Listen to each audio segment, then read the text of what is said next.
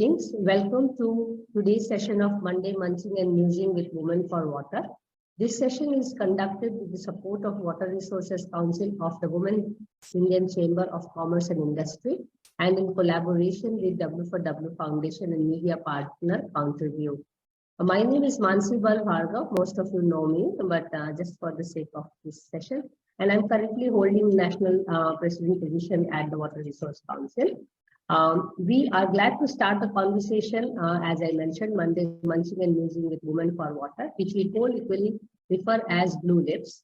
The conversation is aimed to share the worries and wisdom by the woman, for the woman, of the woman in the water sector. In here, we hope to learn about the water endeavors of the woman in a regular disciplined manner like a master class. Today in this session, we are here to listen and know more about Isabel Alvarez Murillo. I hope I have pronounced your name correctly, from Stockholm International Water Institute, which we know as SIWI, especially to learn her thoughts and ideas on partnership and leadership of women in the water sector from her vast experience across the globe. We are also here today to meet and greet some of the WICCI Water Resource Council members, and the session is laid out in a very simple conversation mode as a foundation, because we are here to know each other more and also find out what we like and how can we work together.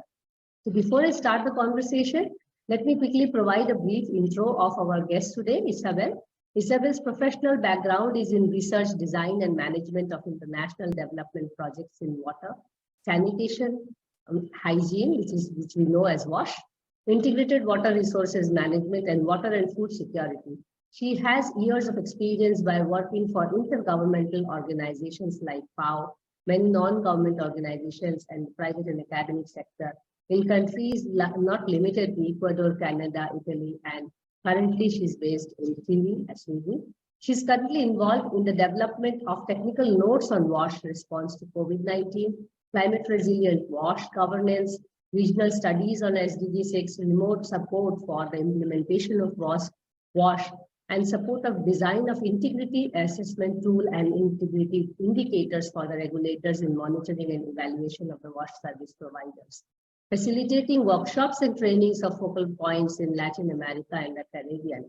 And interestingly, when I reached out to SIWI to introduce WICCI Water Resource Council, we were already talking about how can we bring these indicators of integrity assessment tool and really see how can we work together as women. So welcome Isabel, and welcome all of you here once again. And maybe we start a small conversation first with Isabel, and then I will also share the network which we are trying to share with all of you what we are doing in WICCI Water Resource Council, and that will also help all of you to start talking to Isabel later on. So just very simple question for you, Isabel. How did you get into water sector? I mean, what brought you there, and how did you get into SIWI? When was it? Yes, great question. Thank you so much, Mansi, and thank you for having me here today.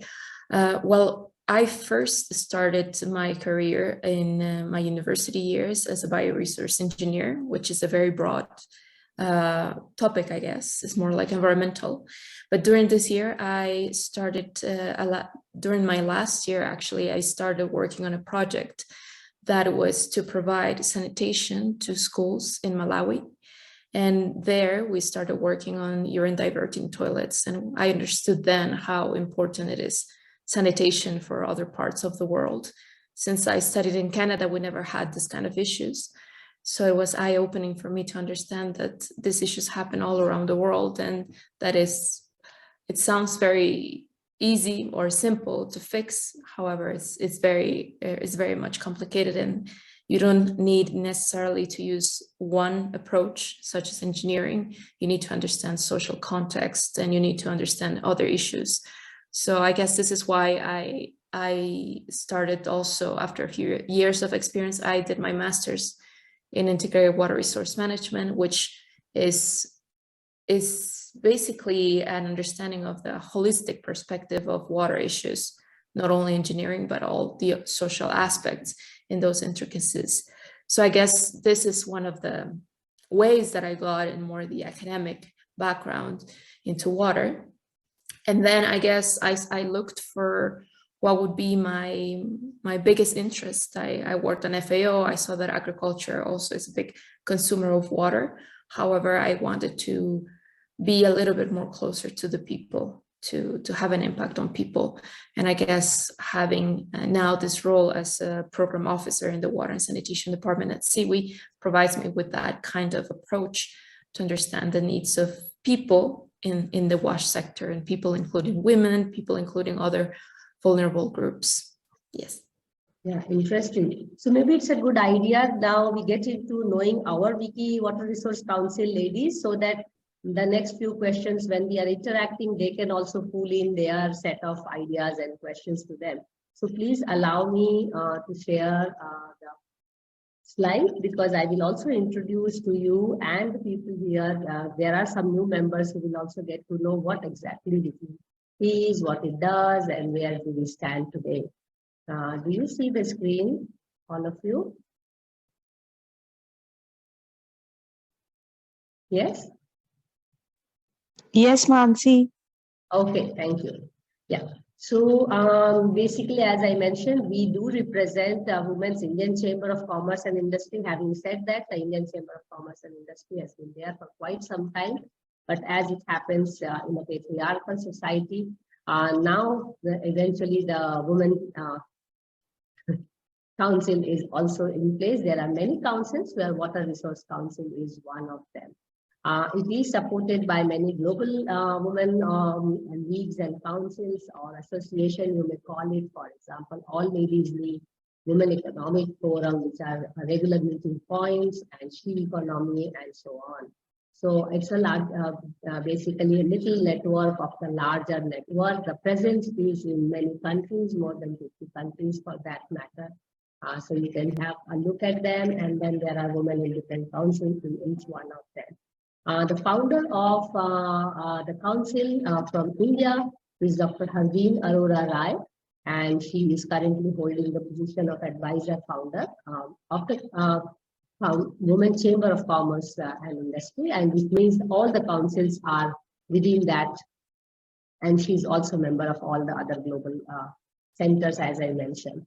Then coming to the Water Resource Council itself, so there are 1,000+ councils in the country at this point in time, and Water Resource Council is just one of them, where we are trying to get women professionals, as I call more women leaders, from the water sector who are not limited to sanitation, education, pollution, waste, marine, biodiversity, but much more.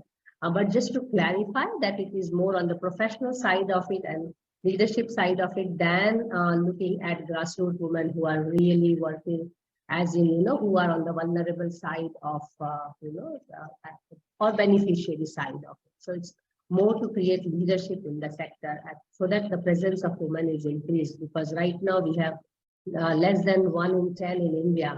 The global standard is 1 in 5. So the Water Resource Council was started by Dr. Bhakti Devi. And so it's only 3 years old. So I'm the second president of the council. And right now, Bhakti Devi is our advisor. And as I mentioned, the founder of it.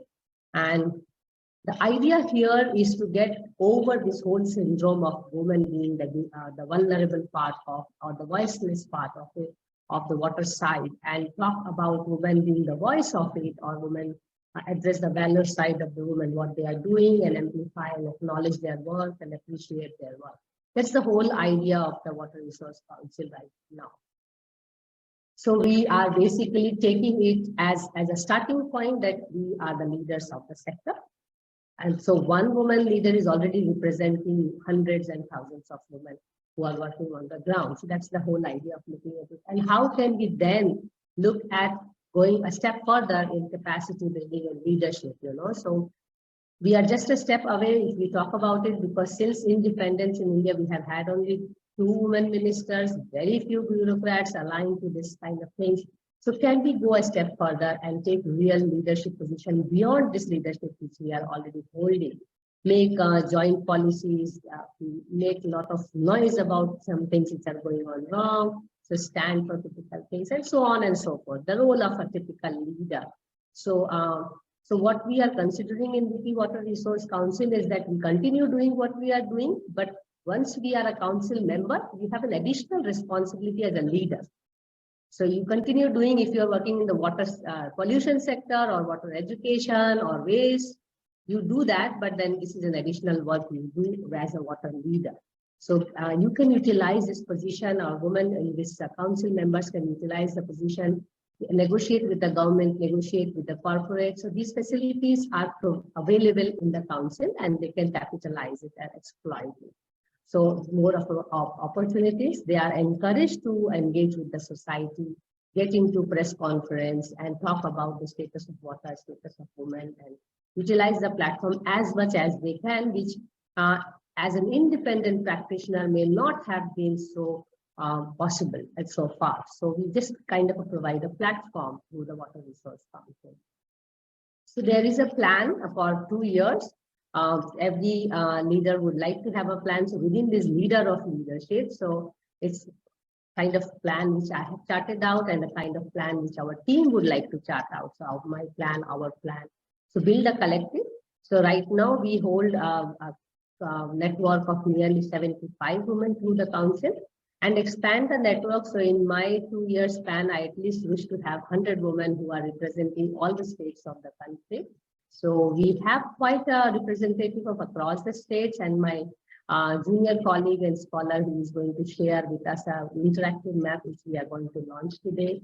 Importantly, from the council members, we would like to know their plans, what they want to do as leaders apart from what they are doing in their everyday work. And that we are trying to tap through these Monday conversations, which we have initiated since June last year.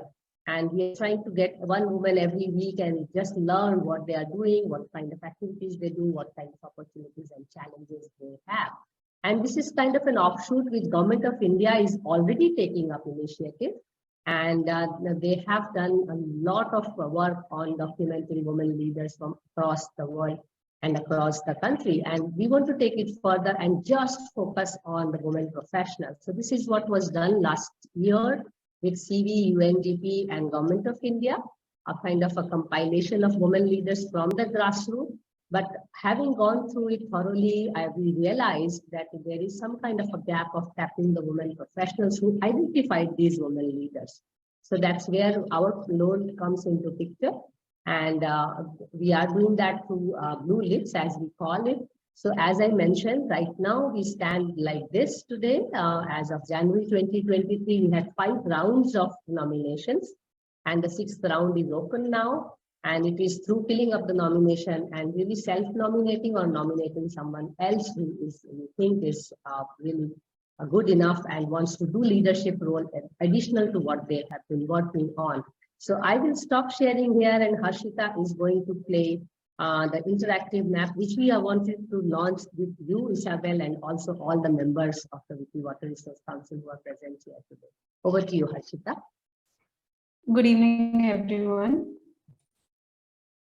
I will now be presenting the WICCI meet and greet, make my maps.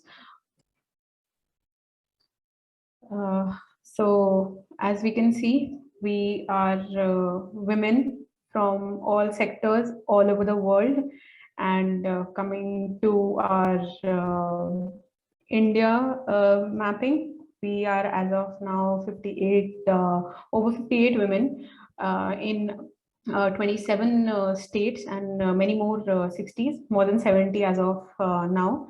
And the reach is increasing day by day, month on month. And women are coming from all sectors, all age groups, all backgrounds, with expertise in their respective sectors, and always wanting to learn more from each other. So just as we can see, the mapping spans from north and south to east and west of the country. I will now click on to each like a few of these location marks and show you that we have Ms. Preeti Chauhan with her email address, the WICCI designation, and her biography as well. Similarly, moving towards the south of India, we have Mrs. Vinita Mohan with her email address, WICCI designation, and biography. To the west, we have Dr. Sajina Bhimani with the similar details. And going to the extreme east of India also, Dr. Rajkumari Sunita Devi with her details. And so on and so forth. We cover the whole of India, including Andaman and Nicobar Islands, with Garima Punya and her details as follows. This map can be shared and viewed on all Android and iOS devices and on laptops. And by the click of a button, we can view all the details. And this is a step towards presenting each other or spatially, and a step towards networking and cross-sectoral learning as well. So yes. Thank you, Harshita. So this is the first time we are sharing the map, Isabel, with all the Water Resource Council members also, because we have been working on it. And right now she has managed to map 58 women, but as she rightly mentioned, we are over 70 at this point. But the idea is that we present this map to the Government of India, to SIWI, as I have been talking to Lawton and Panchali before I met you, and so that we can expand this map and really at a click of a button, maybe Harshita, you may now close it. Thank you so much. At a click of a button, you can get to know where is a woman of which sector and what specialization, how can she be reached, and so on and so on. Thank you so much, Harshita. So she's been developing this work for last 6 months now for the WICCI Water Resource Council. Thank you so much. So from that map, we can now move on to actually getting to know some of the women. So I wonder if Nivedita is already here, if you can introduce yourself or say a line about your thoughts and ideas on women leadership. Are you around, Nivedita? So she's the vice president right now. So as you just met Harshita, she is our young scholar and in charge of National Research Development and Outreach, and she's been doing that work quite well. So Harshita, I'm taking away your words because you got the time to speak about the map. So I hope you are okay about it, right? So I don't see Nivedita is there. So Anubhuti, if you are around and if you may want to add few lines and talk to or put some questions to Isabel so that she can get ready for her conversation. Yeah, thank you so much, Mansi ma'am, for the whole presentation. The maps were wonderful. It gives a lot of goodwill to see how many women are participating in the leadership plus the water sector. I will jump onto the question for Isabel at the end of the session so that I learn from her and then I can ask her. So yeah, thank you. Thank you. Thank you. Sonia, are you around? Would you like to say a few lines so that you get comfortable with the conversation going on? Yeah, go ahead. Yeah, thanks. I don't know if I can be seen. Yes, you are. Yeah, visible. wonderful. Yeah, thank you so much. So thanks, Mansi, for making me a part of this wonderful organization. And I've seen the kind of work that all of them are doing. And I would just like to say that I'm from the academic sector. So I have been in teaching, but through, I got my interest in water through a knowledge organization in Kolkata. And through them, I got it started by a Japan Water Forum grant for a rainwater harvesting project.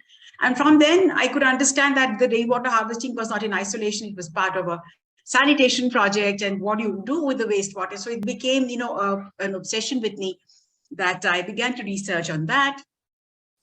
And now what I'm trying to do is, yes, academically, we look at water in a circular way, but also I'm trying to see if we can, and I've done that earlier, is the neighboring communities can be brought together, and can we try to bring together this entire issue of water supply and sanitation, and not just the water supply and sanitation, but when we say circular, we mean that employment opportunities are generated. There's a lot of activity around water which can really make life sustainable. So I'm looking forward towards doing that kind of work and being a part of this wonderful organization. Thank you so much, Mansi. Thank you, Sonia. And Chandni, are you around? Yes, thank you, Dr. Mansi. Well, it's been a privilege to be part of this platform, Water Resources Council. And I think it provides us an opportunity to really enhance our competence in terms of knowledge, skills, abilities, because we get to interact with so many people who are part of this group. And it's such a diverse group. And another thing that I would like to say is that this kind of collaboration can also help us to understand various nuances that exist in terms of addressing and bridging the gap between the microscopic complex issues that exist and the macroscopic picture that we have, the macroscopic performances of cities and the rural areas in the context of water management. So it really helps us to collaborate and understand all these aspects. Yeah, thank you, Chandni. Yeah, so just 2 days ago, we completed the regional workshop at Navjyoti India Foundation, which is led by Chandni and Kiran Bedi ma'am. So that was kind of a big learning for all of us, where we had convergence of urban women and rural women, and a lot of men also joined the workshop for 2 days, and it was all capacity building for leadership. Thank you. Amrita, are you around? Amrita, are you around? Am I audible? Yes, go ahead. Good evening to all of you, and thank you so much.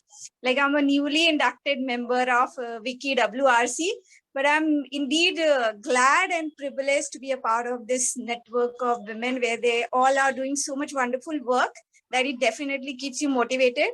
I'm actually an agriculture person, and that's how I connect with water. I'm looking forward to the interaction and the questions. Definitely based on the interaction, I'll be having my questions. Thank you. Thank you so much, Amrita. I just met her 2 days ago at the airport, first time. So many of us are meeting each other first time. Mamta, are you around? By the way, these bios are there where who RSVP for.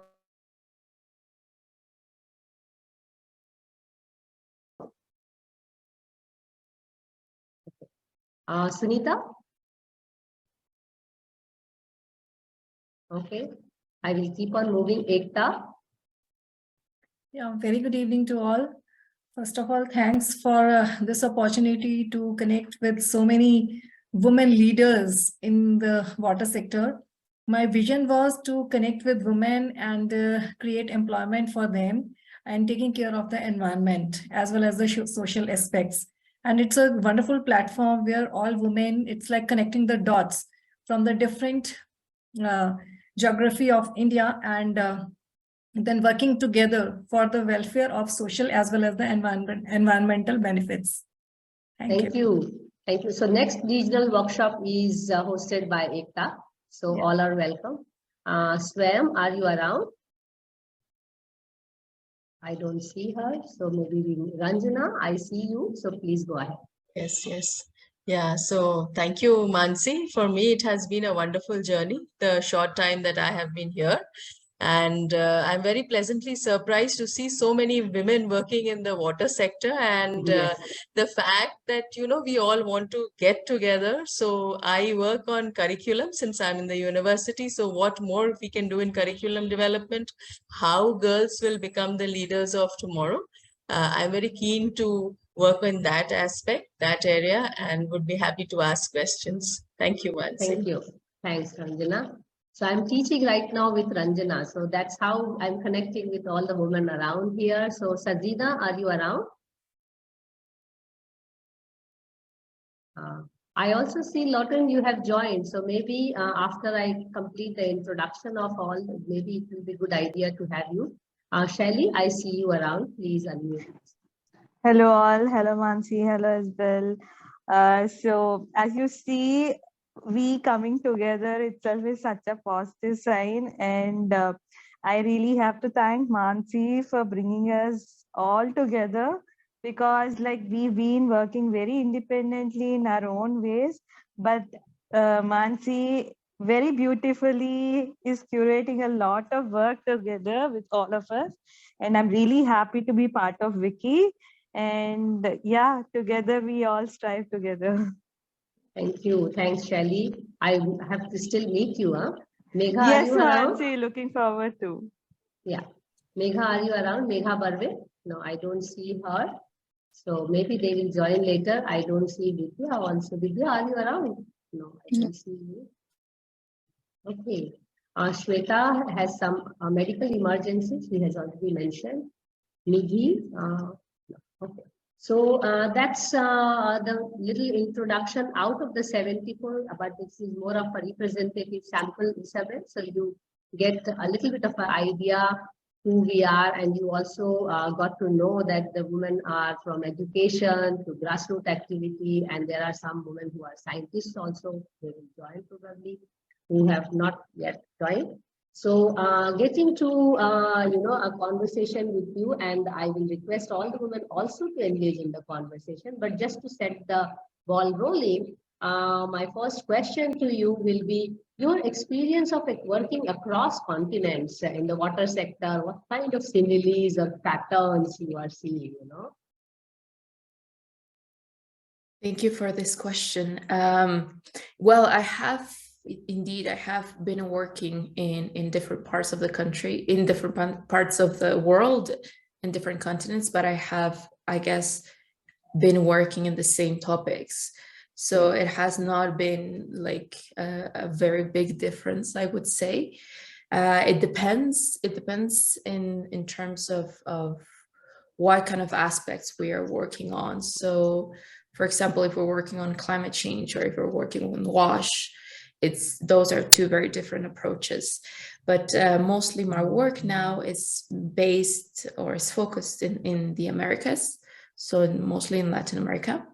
I'm from Ecuador originally, and I have worked here in the past more in grassroots level, in NGOs, working, like I mentioned, very close to the people providing water and sanitation services.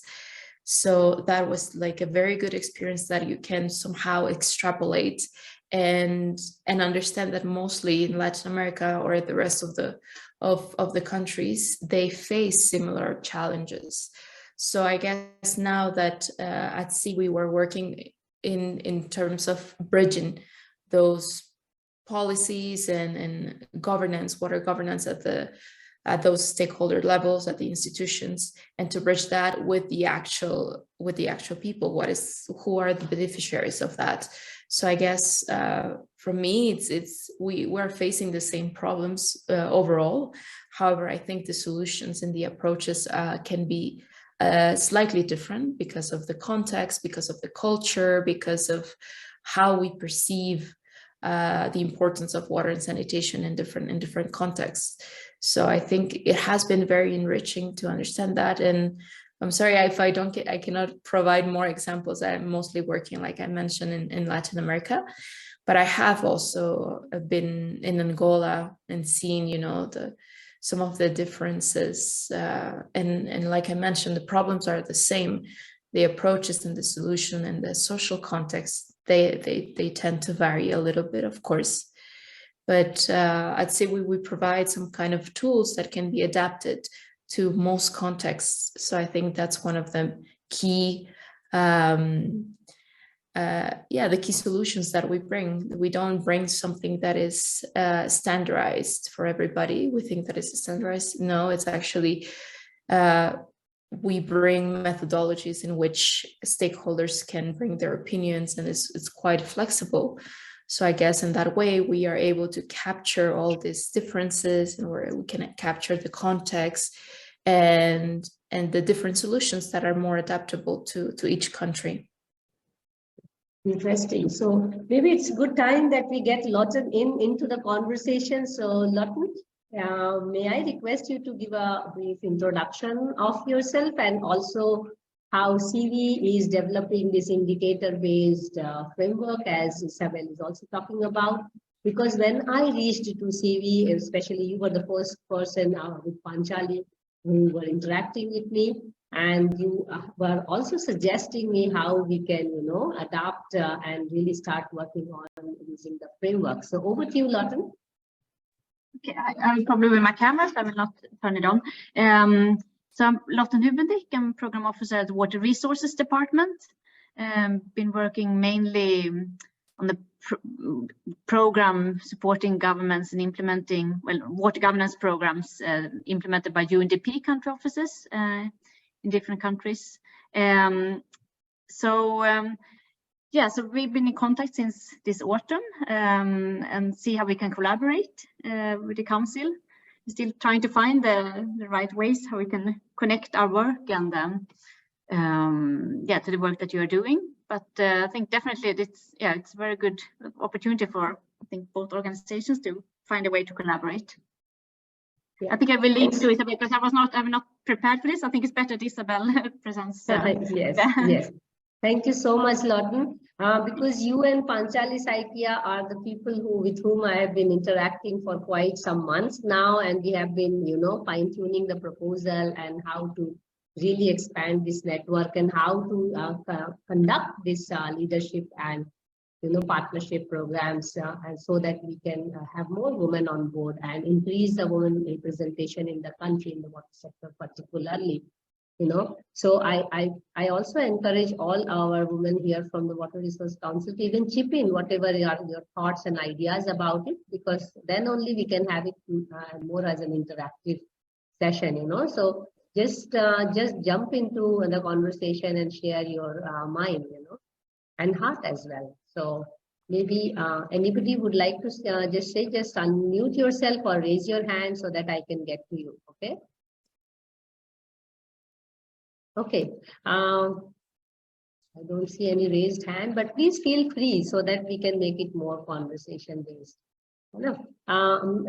Isabel, just to understand your experience of working with women professionals across these countries, one thing is you look at women being on the beneficiary side or women being on the vulnerable side of it. But at the same time, you may be coming across many women professionals, leaders, who are implementing things on ground, who are in the policy part of that country or that region where you are directly interacting. What kind of experience you get about their ideas or their position of being women professional in that region or country? Are they enough represented in, let's say, Latin America? Yeah, well, that's a very tricky question.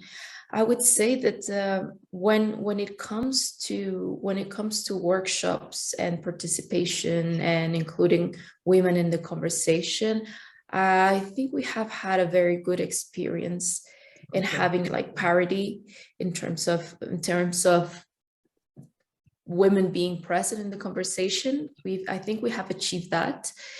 There is a good representation in NGOs. There's some also good representation in some institutions, but definitely there's some lacking, I guess, in terms of leadership in the institutions themselves. I think there are a few women represented, but not so many. I think it's changing. And then I think now in terms of like my own country, I've seen like a big difference. I was recently invited to a forum for Women's International Day. And there's a very strong leadership in the regulator of water and sanitation here. And I was very surprised. It was the first national forum that happened this year in Ecuador. So I was pleasantly surprised also to meet other colleagues who were working in the sector, more like leaders, UNICEF, CARE International. There was also the private sector involved. So definitely, I think that things are changing for the best.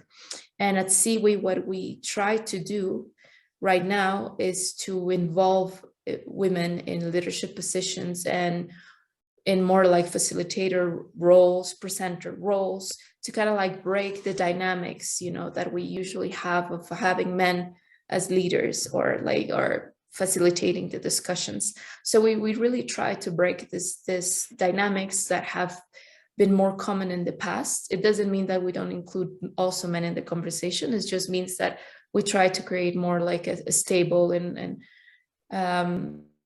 this equity background, so that women have their voices, so that they also have a saying in the representation and the decision making of action plans, for example. So I think that's quite important. And I think I am seeing a lot of change in Latin America, but I think we still need to strive for more, because the culture, like I mentioned, the culture and the context is still very much like macho. It's a macho culture. We still strive with that.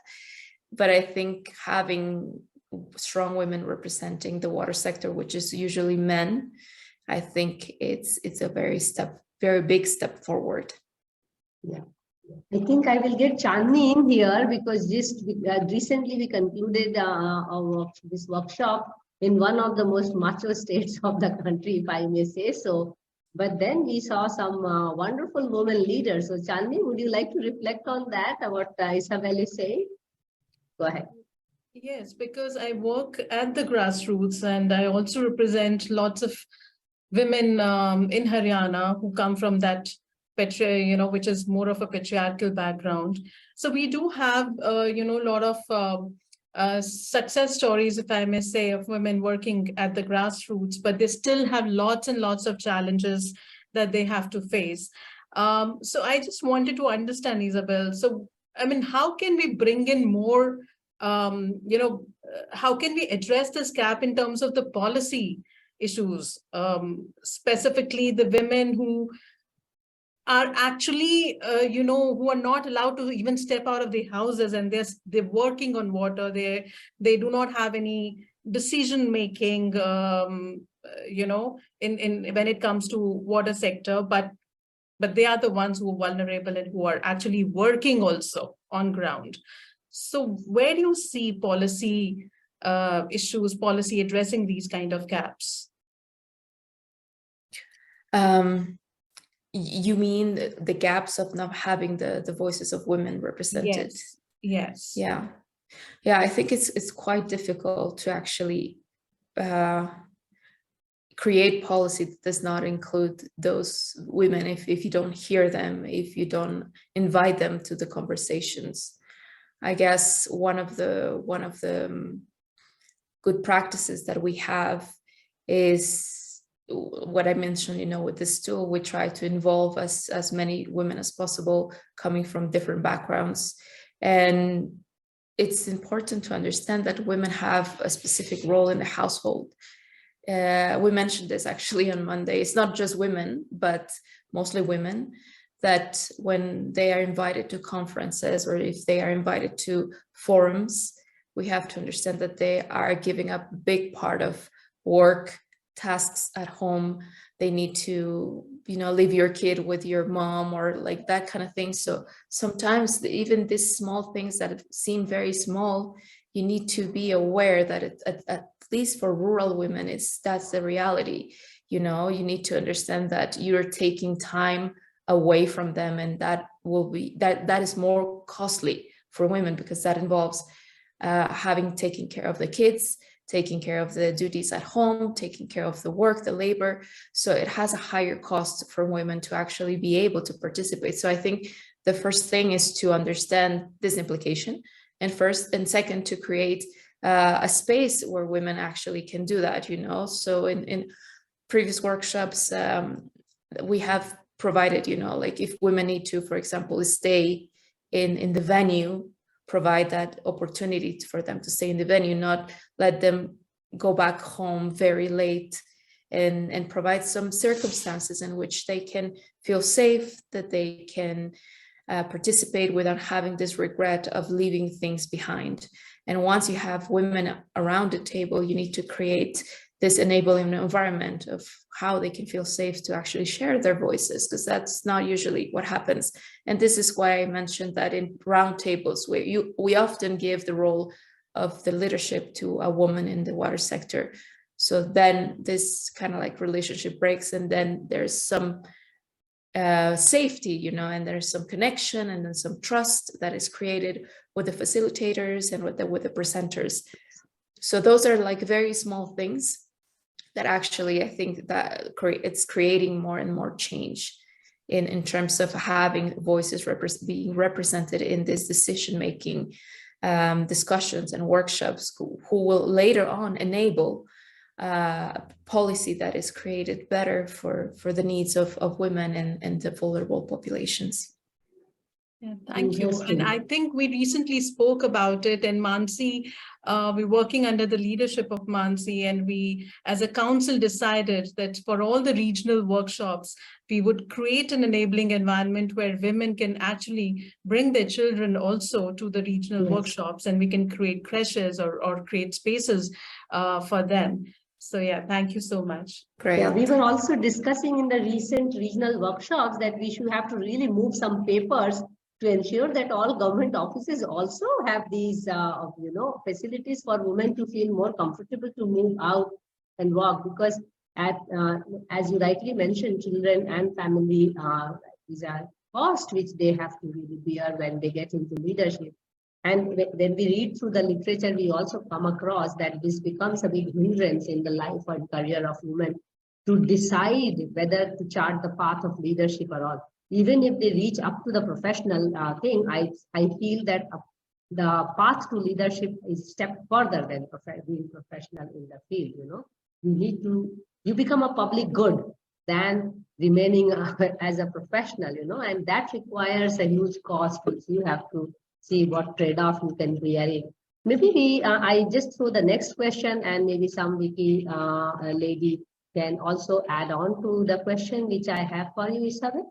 So my next question to you is again a little bit broad, but bringing in from these women professionals and working in solo or in silo sometimes, and also getting their way around. Where do you see the importance of networks through your experience across these countries? I mean, because we are trying to build a network, we also need to see that there's a merit to it, What's your take on this, Isabel?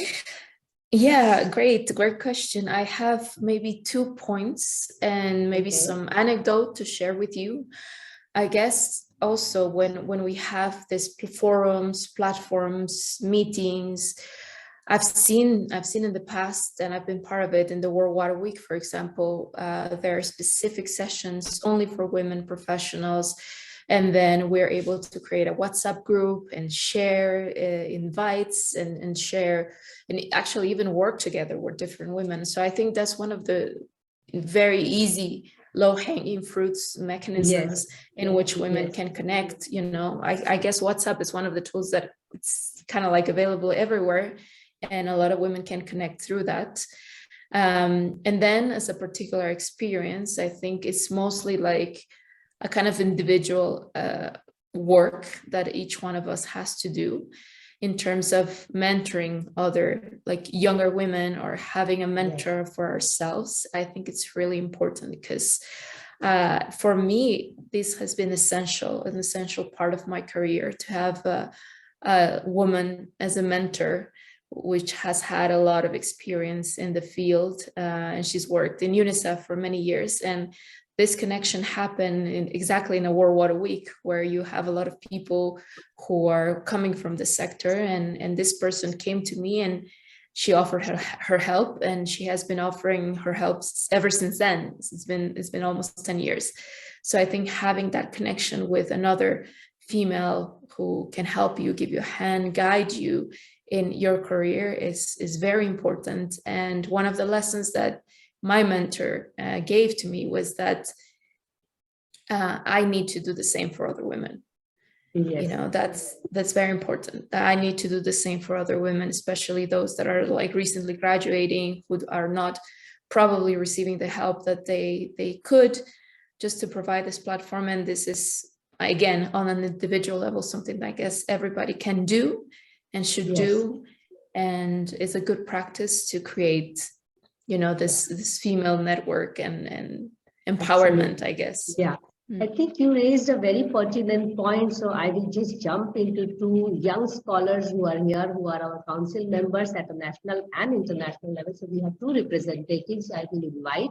So Megha is our international youth representative from the council. So Megha, your experience of this network and how mentoring is important in network, maybe you can share. She is with me for last 6 years now. So over to you, Megha. And she's the backbone of organizing all this event which we are doing today, by the way, and the Monday Munching. Over to you, Megha. and based in London. Thank you, Mansi. Thank you. You are very kind, actually. I'm not the background, definitely not, but I try to do as much as I can under your mentorship. Like you mentioned that we've been together working for 6 years, and that's, I give you the credit for introducing water in my life. I was studying, doing my master's in architecture, and that's how I met Mansi. And then my interest in water was fueled by her curiosity, and it was a joint effort and a process that we together took ahead. We started with the Wednesdays for Water series, talk series, and definitely that has helped engaging with more people, and also with the Monday Munching of women, where we learn more about like people's contribution in water sector. Like you mentioned that we are obviously, and like Isabel mentioned, that we are having young people getting involved in the water sector, and it definitely people like me need some guidance from experts in this group. So this group has actually been a really refreshing place to ask questions without any hesitation, without any judgment. And it helps young people to be fearless and contribute their part in the group as well as in the water sector. Thank you for all. Thank you, Megha. Maybe I quickly invite Anubhuti, who was my student before and has now joined voluntary from her side that I would like to work on this Women for Water, and she's our young scholar and handling one region by herself as a city president. Anubhuti. Sonia, I see your hand raised, and I have you and Ranjana in my mind to also contribute to this section of the question. Anubhuti. Thank you so much, Mansi ma'am. So when I started my career in the water sector, I was doing masters in water sector, but because of Corona, my whole masters went online. So it was not very enriching session. Most of the time, we could not learn a lot of things that we could have learned practically over the field. So when I joined Mansi ma'am course, we got the opportunity to go to the field and work on the site and study the lake in person. So that was the time I realized that there are so many gaps that we could not see over the research papers, things that we read over the internet. But when we visit and interact with people, there are so many gaps that Isabel also talked about, that how governance and people has a lot of gaps that we need to bridge. So that was few of the points that led me to talk to Mansi ma'am and discuss about how much important women leadership actually is. So yeah, that's how I joined Mansi ma'am for the Monday Munching session. And I get the opportunity to talk to all these women leaders who have been working in the water sector for so many years. And it's really encouraging that I'm just a young professional who is stepping into, and these women have done so much. So yeah, very fulfilling. She is our lead host, Isabel, for our Monday sessions every week. And she starts the session, and then I or Vandana takes over the major conversation. So Ranjana, would you like to add, because you have been teaching water governance and leadership and network. So maybe you just chip in your point. Yeah, I would definitely like to chip in. So, what I see over the years is in my career of 25 plus years, women have the qualification. It's not as if women don't have the qualification yet. Because of a lack of network, once they're out of it, it's very difficult for them to come back. So if they have worked on a project and they want, and there is a gap of 2-3 years, they are unable to get back and get some consultancy opportunities or projects to work on. And even in the education sector, there are times when we have not been able to help because of that lack of network and mentoring that you mentioned.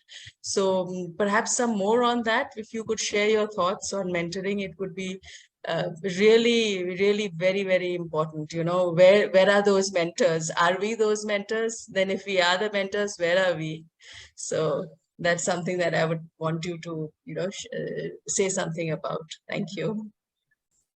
Isabel, would you like to reflect, or we take one more question or a point from Sonia, and then maybe you can reflect upon? Yeah, Sonia? Yeah, thanks.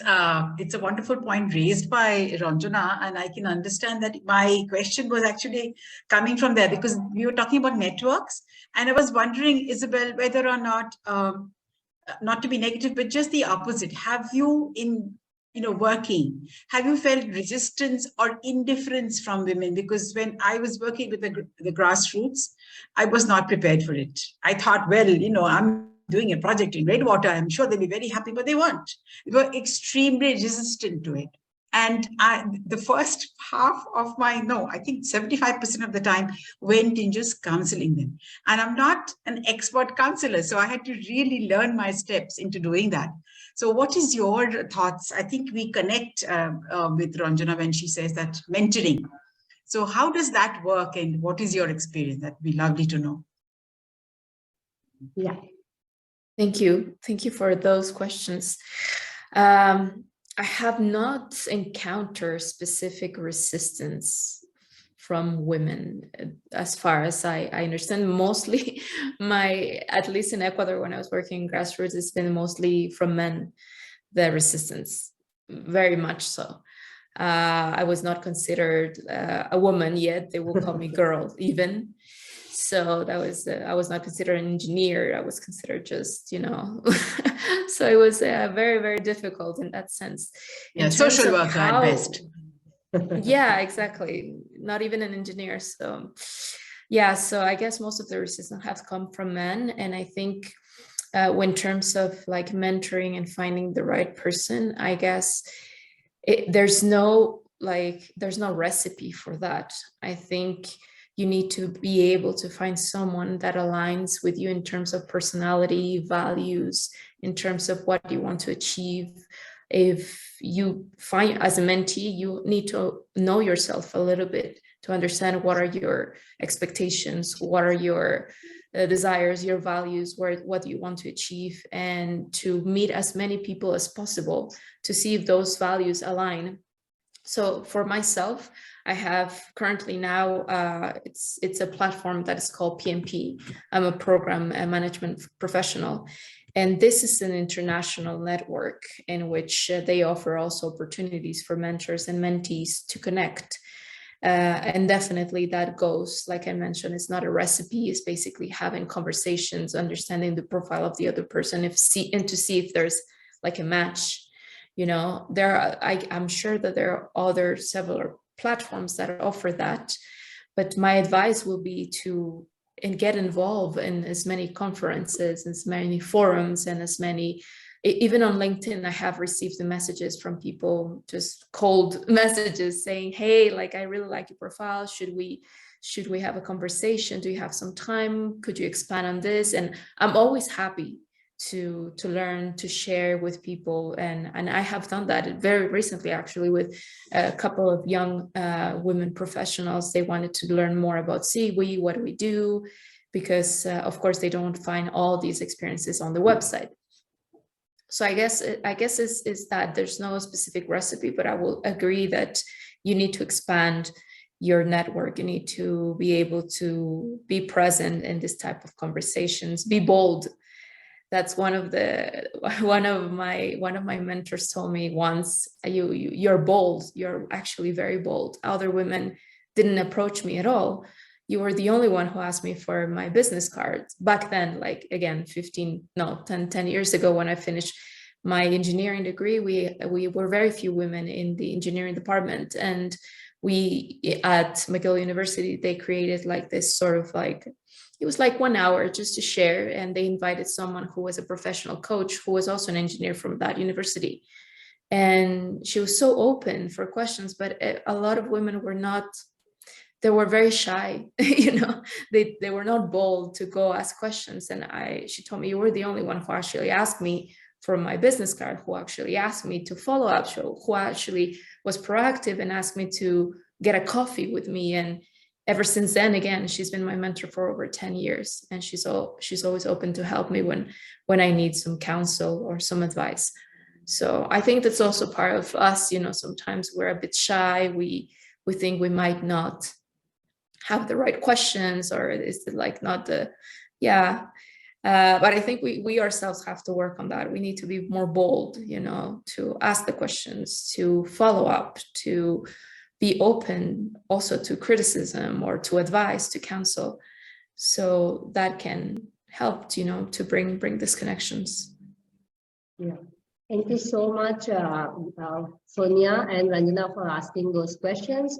We are inching towards closure, but I would still like to have one last question and invite a couple of our ladies to enhance that question for Isabel.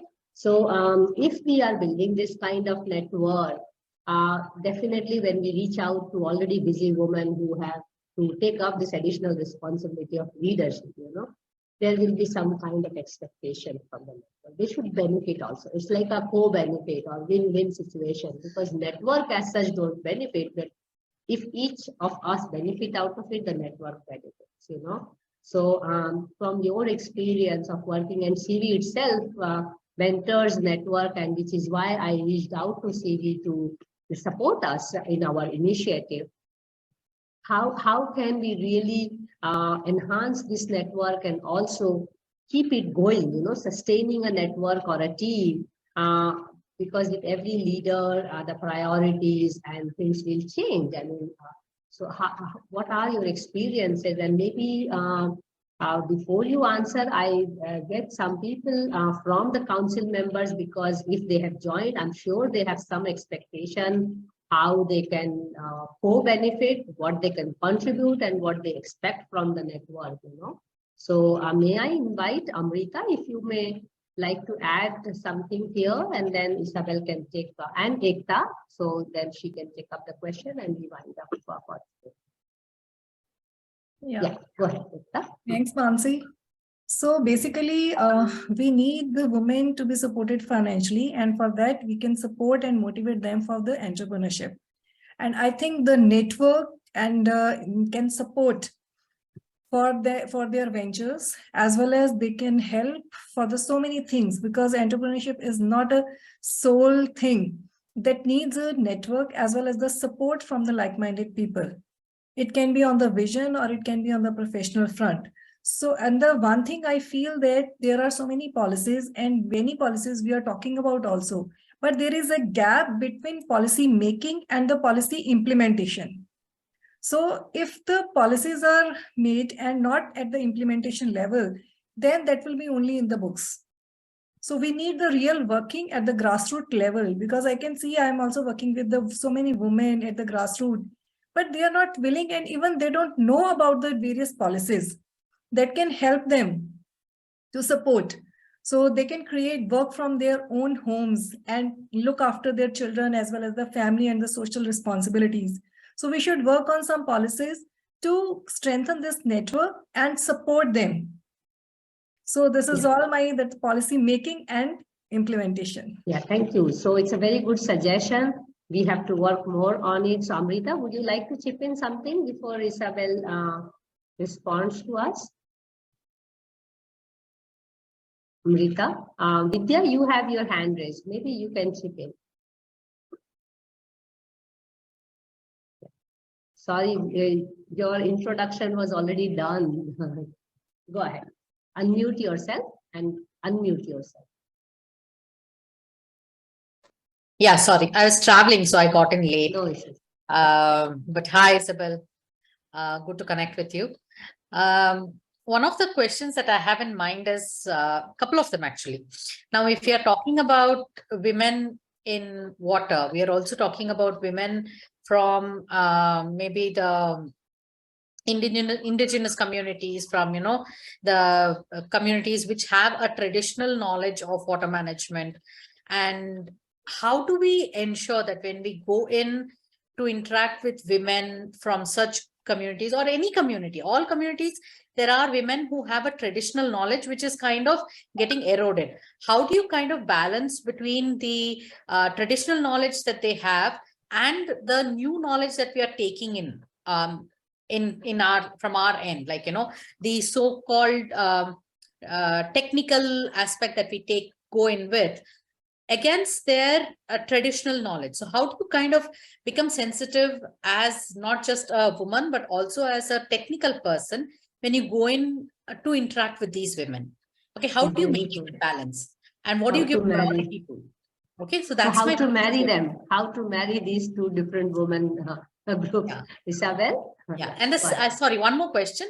The second one is when such women, when you want to bring them into the main fold, like, when you want to have them as to mentor them or to kind of give them that space as entrepreneurs to be able to kind of, come to a level wherein they are able to become economically independent, financially financially independent. How do you kind of, again, kind of keep them, not saying that, oh, you need to learn so much to come, but also kind of give them their value, their knowledge. So it's like, yeah, go ahead. How do you work on that? Go ahead. Too many questions in one question, Isabel. You can take it easy as much as you can. Yeah, probably some things which we need to work out as well, but I just thought if you have some experience, it would be nicer for you to share that. Go ahead. I guess in terms of how to approach Indigenous women and to consider this knowledge, there are several ways, I guess, in terms of, again, having them present and to sharing their experiences in these forums or workshops. But I think there's also one thing that I've seen, particularly in my country, is that in the Constitution, we have a specific line that addresses the rights of the environment and Mother Earth. And this was particularly done because a lot of people in Ecuador come from indigenous roots, right? So this was actually acknowledged in the Constitution of the country. I'm not sure if this has been reflected in other places. I think Ecuador was one of the first ones to include actually the rights of the nature. And now, of course, it's not going to be from one day to another that everything works fine and everybody's included and everybody's represented. This takes a lot of time. It takes a lot of effort. However, from my experience and what I saw very recently in this women's forum, there were at least 2 or 3 indigenous women, and you can see them because they have this very beautiful dresses and they have this very elegant way that they dress. And I was very impressed by their presentation because one of them mentioned, I study in this university and I'm an engineer and I work in this.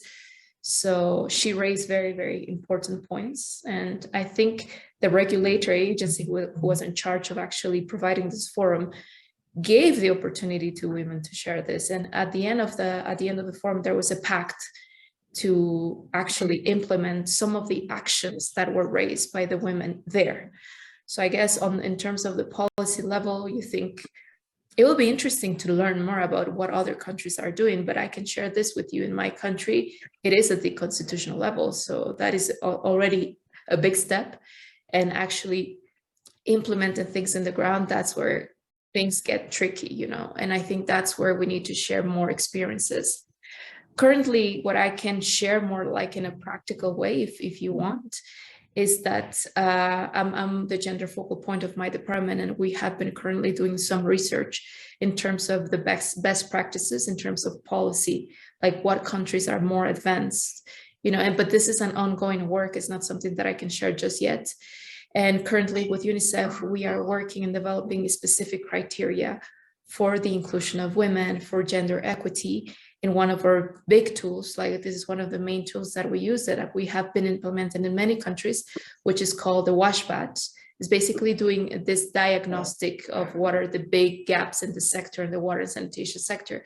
But in the past, we have been forgetting to include in a more powerful way gender.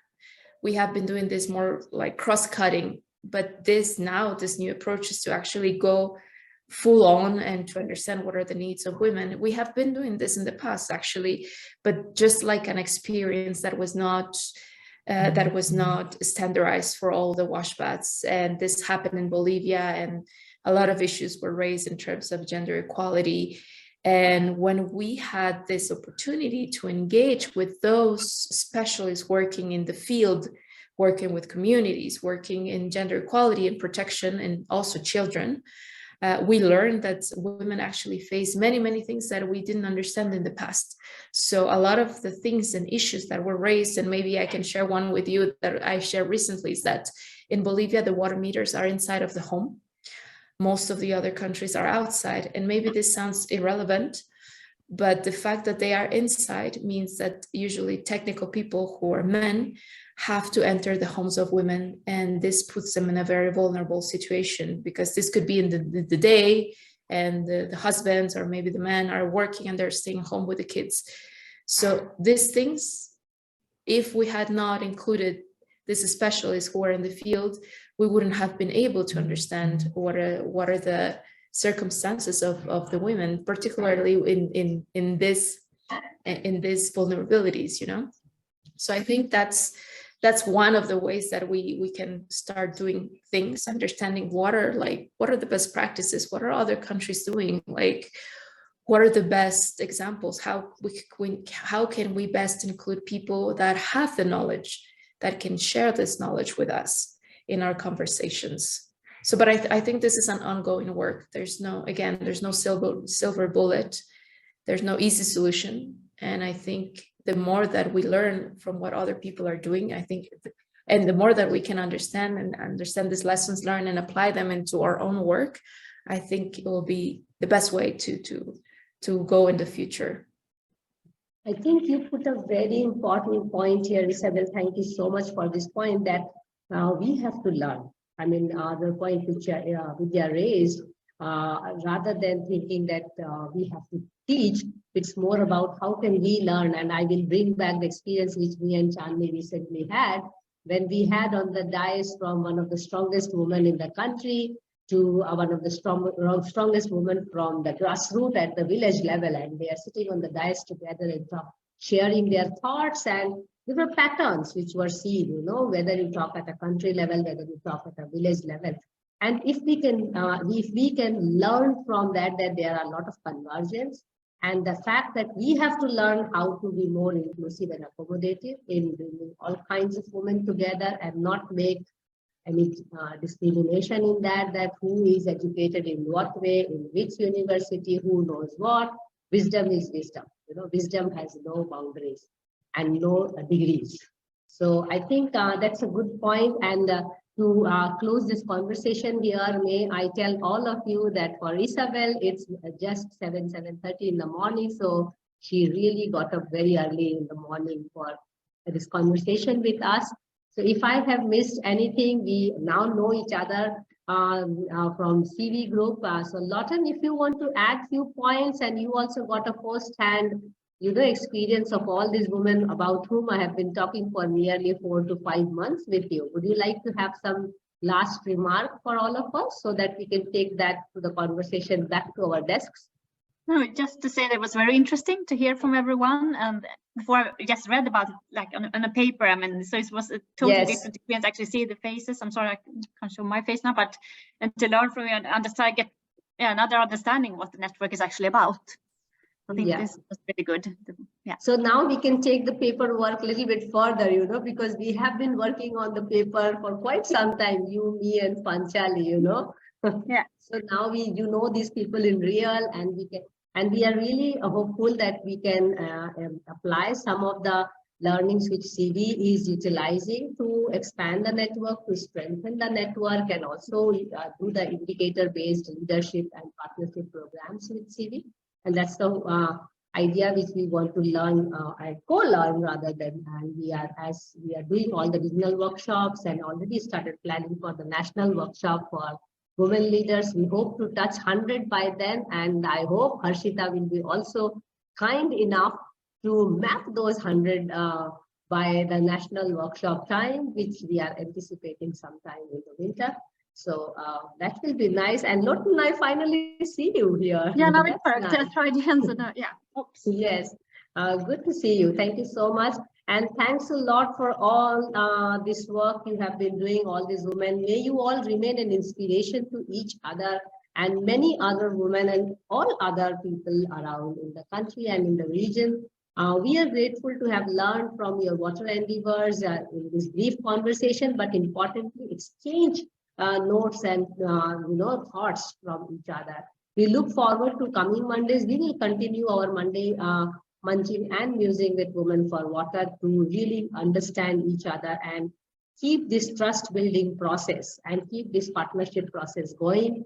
And I hope the Water Resource Council women are also a little bit now more confident about this network going stronger with every day. And we hope to stay together with each other and strengthen and also get more internationally connected with many people so that we learn from each other outside the country as well. So Isabel, thank you so much for your time, and a big apology that we had to wake you up almost so early in the morning just for this session.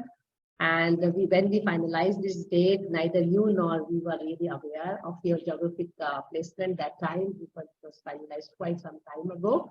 We wanted to celebrate the World Women's Day with you. So around that week, we were requesting you to have your presence from SIWI. So thanks, Lotan, for all this coordination. And Panchali also, please convey my thanks to her. And thank you all the Water Resource Council women for believing and in this network. And we continue doing our work, and we have a group to chit chat there. And Isabel, thank you so much once again. So please take care of yourself, all of you. We see each other soon next Monday, 5